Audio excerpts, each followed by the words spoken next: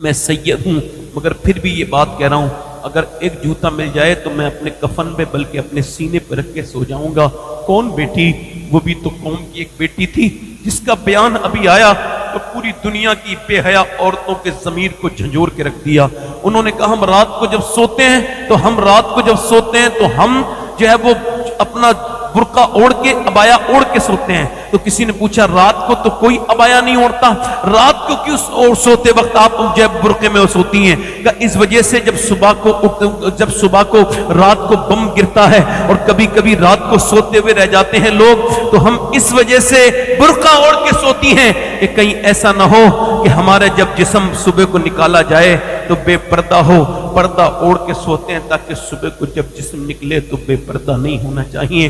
ہماری اسی وجہ سے یہ بچیاں، وہ بھی جو بغداد شریف میں جب 1800 لڑکیاں جن کی عمر 20 سال کے آس پاس تھی، جب صدام کی شہادت ہوئی، اس وقت جب ان کی لاشیں دریائے دجلہ پہ تیر رہی تھیں اور انہوں نے اپنی جانیں دے دی تھیں، تو اس وقت پوچھا تھا یہ کون ہیں؟ تو آواز آئی تھی یہ وہ لڑکیاں ہیں جنہوں نے پہلے لکھا چوراہے پہ کوئی صلاح الدین ایوبی آ جائے، کوئی موسیٰ بن نصیر آ جائے، مگر جب کوئی نہیں آیا، انگریز ان کے گھر میں گھسنے لگے تو ان بچیوں نے اپنی جان دے کے کہا ہم جان دے دیں گے مگر اپنی عزت پہ حرف نہیں آنے دیں گے۔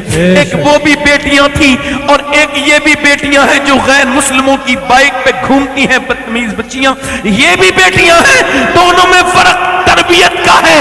اس کے گھر میں اسلام ہے، اس کے گھر میں اسلام نہیں ہے۔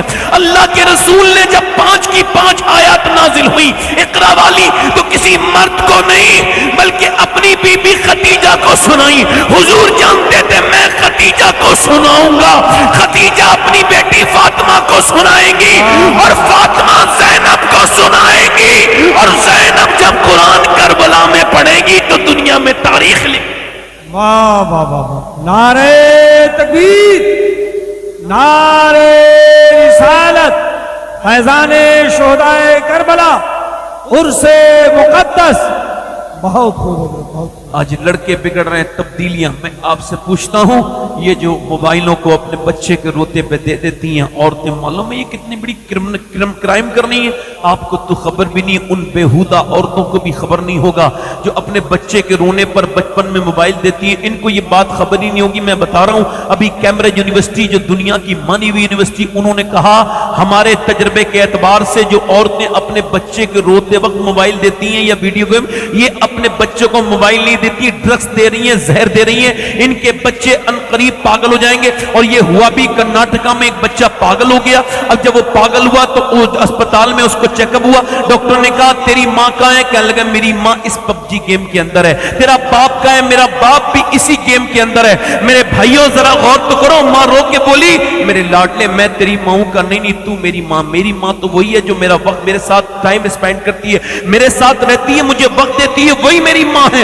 اب یہ ماں رو رہی ہے تو ڈاکٹر نے کہا رونے کا کیا فائدہ، جب وقت تھا تو ابھی ایک بچہ جو ہے نا وہ اچھے نمبروں سے 5 سال کا بچہ دلی میں پاس ہوا ہے، تو اس سے پوچھا، سب سے بچوں سے پوچھ رہے تھے، تو اس سے میڈم نے پوچھا اس کی تم کیا بننا چاہتے ہو؟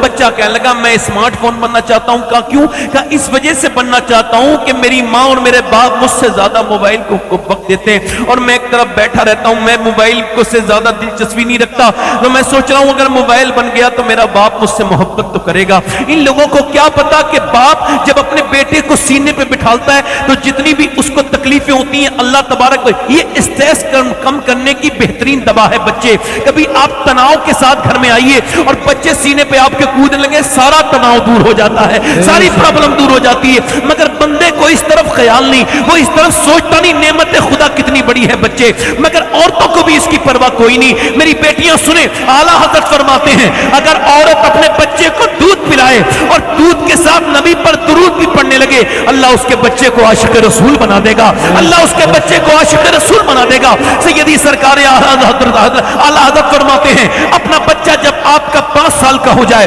تو اس کو اللہ اللہ اللہ اللہ سکھاؤ، اس کو اللہ کا نام سکھاؤ، اللہ کا نام کی رٹ لگانا سکھاؤ۔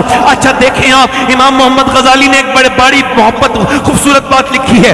آپ نے دیکھا ہے کہ آپ نے کسی حافظ اور قرآن کو یا مولانا کو اپنے ماں باپ کا گستاخ نہیں دیکھا ہوگا، بہت کم ریئر کیس کے ایک آدھ کوئی ہو گیا، ورنہ اکثر علماء اپنے ماں باپ کے فرما بردار ہوتے ہیں۔ کیوں؟ کیونکہ آپ نے دیکھا ہوگا جب 4 سال کے بچے کو آپ کہیں گے نا تجربہ کرنا، 2 سال کا 1.5 سال کے بچے کو آپ کہنا اللہ اللہ اللہ اللہ اللہ، وہ بچہ یہ کہے گا ہی نہیں، وہ کہے گا ابا ابا ابا۔